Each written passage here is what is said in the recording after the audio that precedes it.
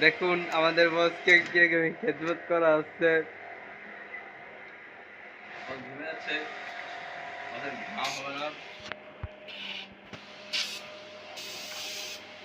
এরকম বস কোথাও পাবে না আমাদের মতন।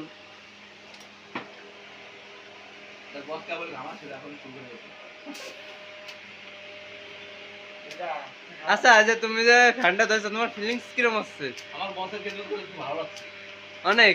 অনেক খুবই ভালো বস কিরকম